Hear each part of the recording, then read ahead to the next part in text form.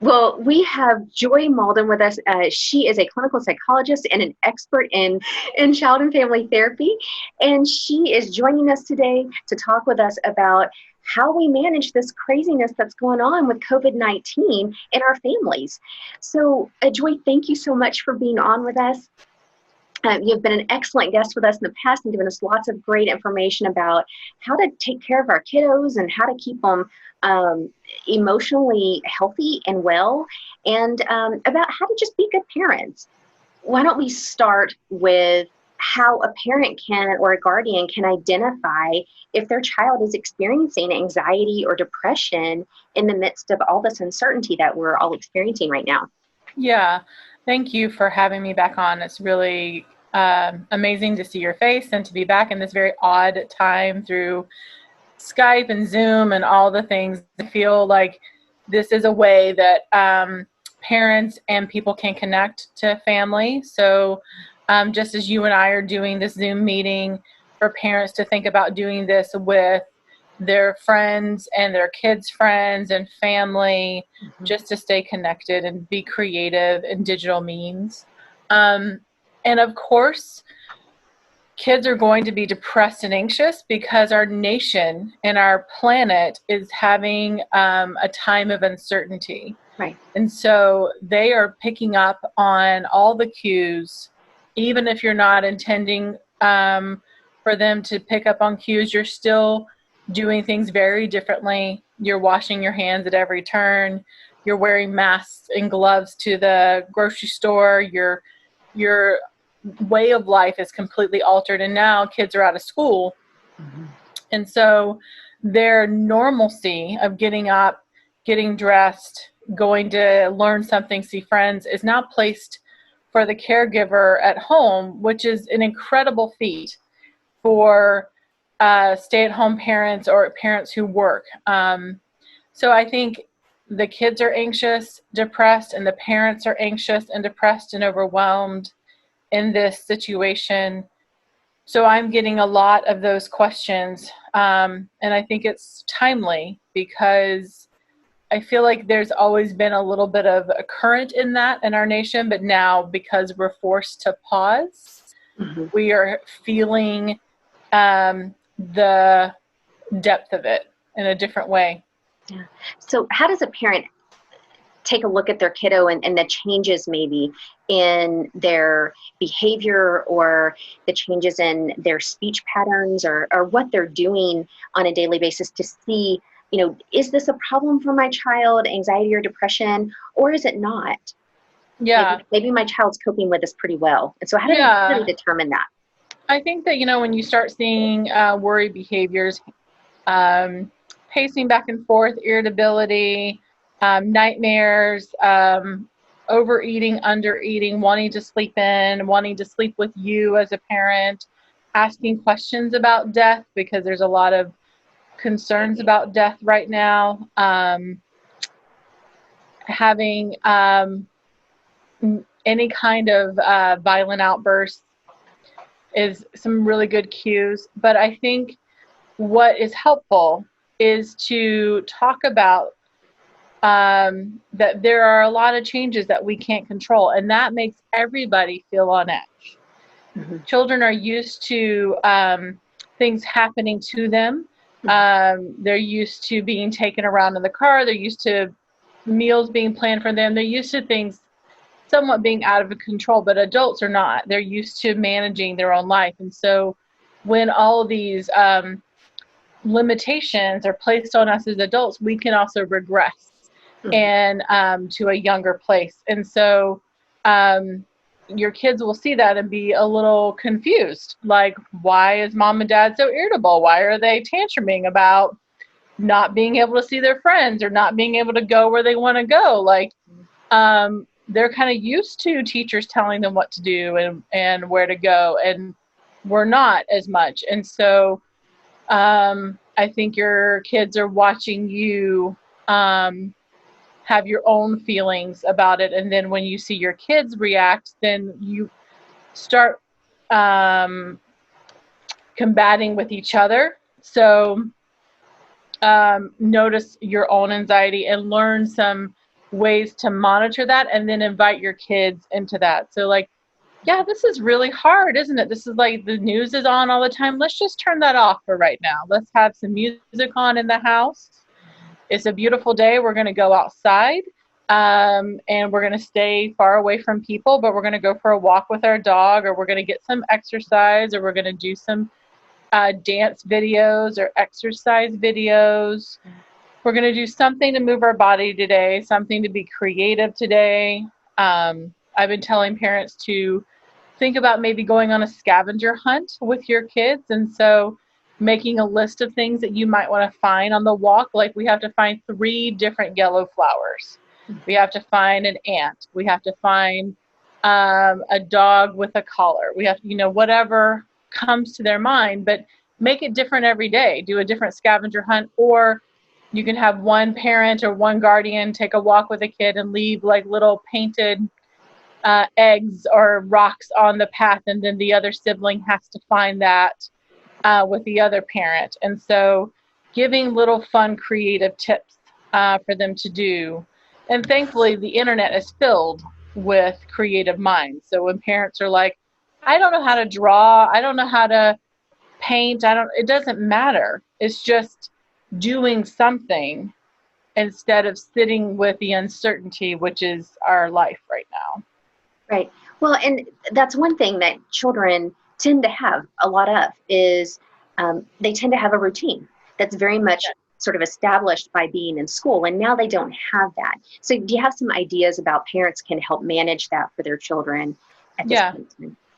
Yeah, so I think that the word routine is important, right? So having, and they say this for us adults too, get up, get dressed, look like you're going to work, don't wear your pajamas all day long. So,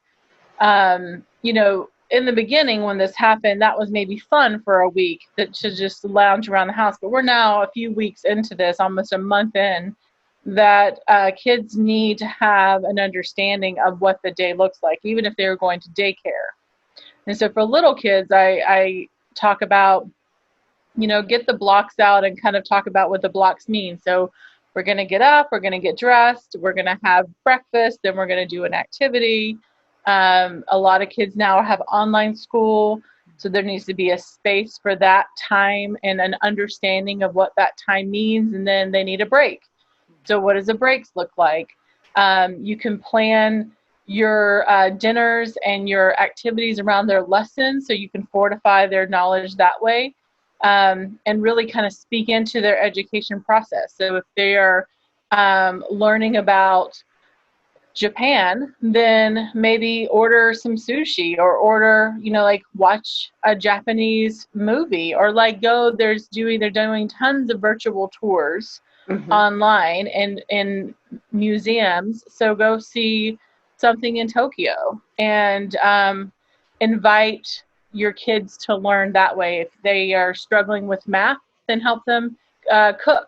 Like you can teach them recipes, and so they can learn different math skills by putting all the parts in the bowl and making things with you.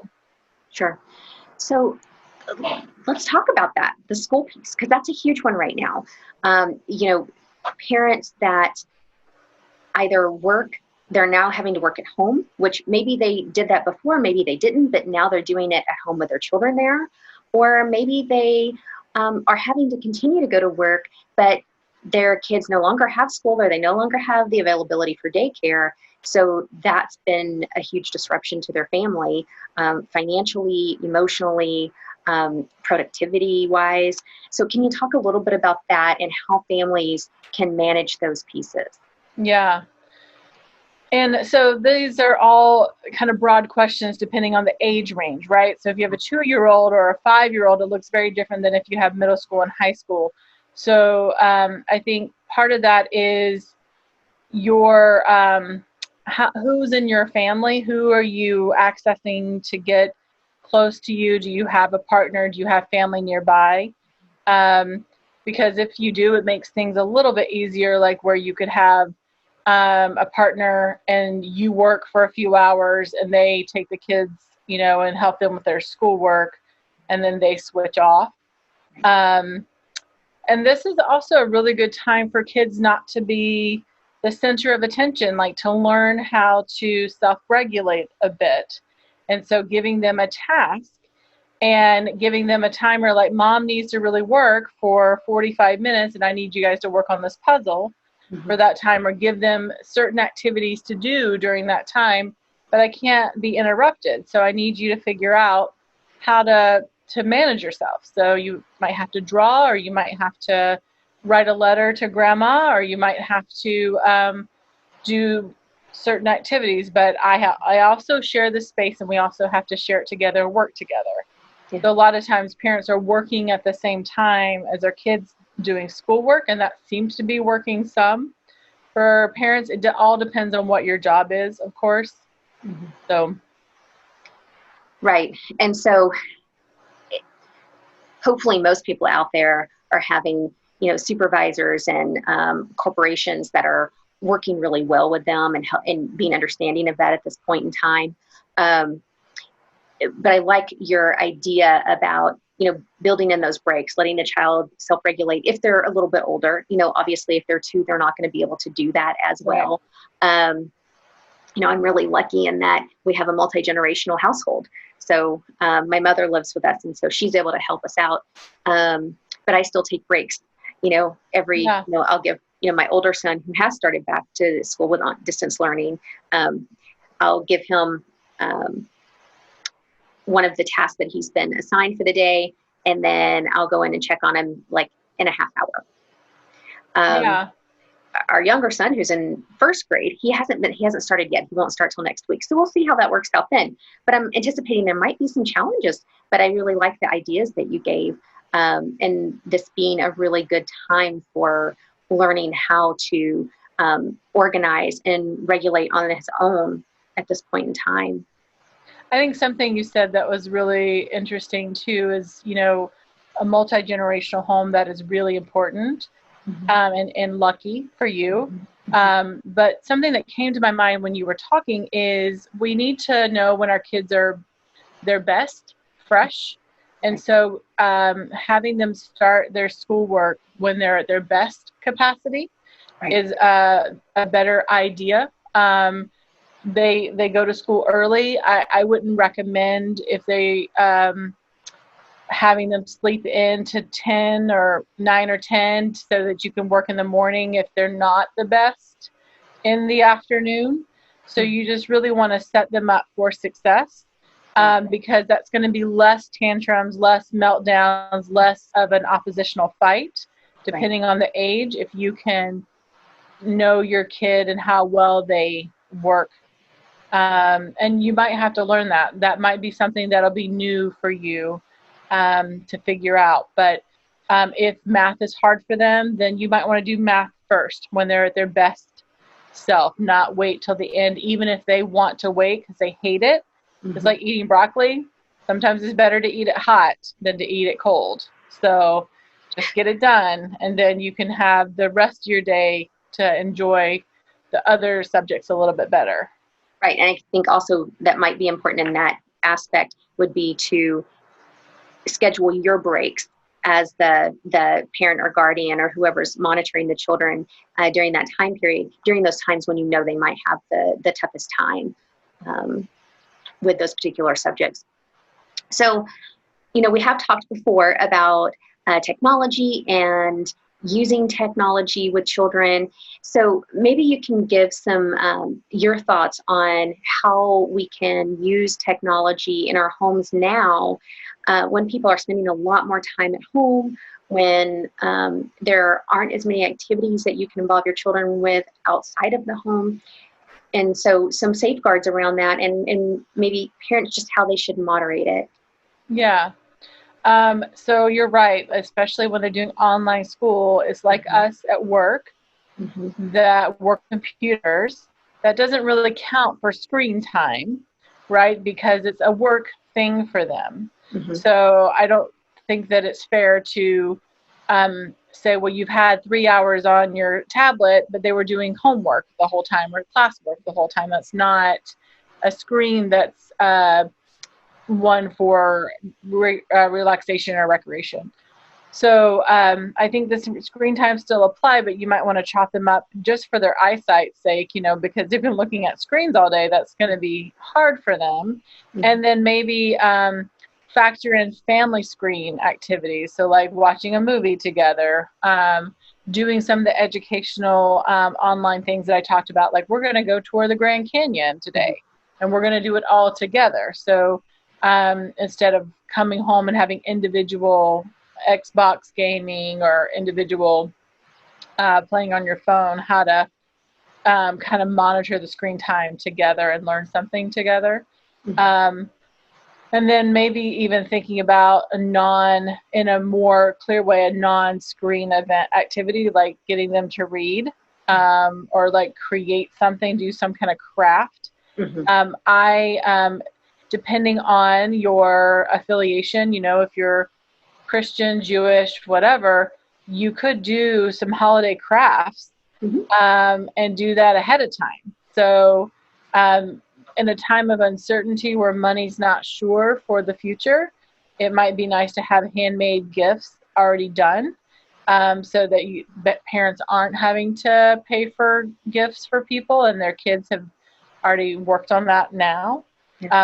So it's a way to kind of think ahead and have them plan ahead.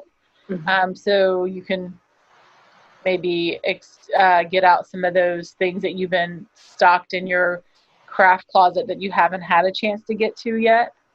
So I think doing funny photo shoots too, dressing up in clothes and doing funny little costume parties and that kind of thing is a great way to go through their clothes to see what they've grown out of. And taking funny pictures of that, and then getting a donation pile together. Well, you've given us some great ideas. Are there any last thoughts that you might have for us? I think all of us just taking the time to pause and breathe, and that this will pass. And hopefully when it does, we will be different and in a positive way, and that this moment of our planet pausing will give a chance for our mind to learn new truths about ourselves, that we are resilient, we are creative, and we are connected. And so how to stay resilient, created, and connected in your family, community, and think outside of the box. Yeah. All right. Well, thank you so much for being on with us today. You're welcome. Thank you for asking me.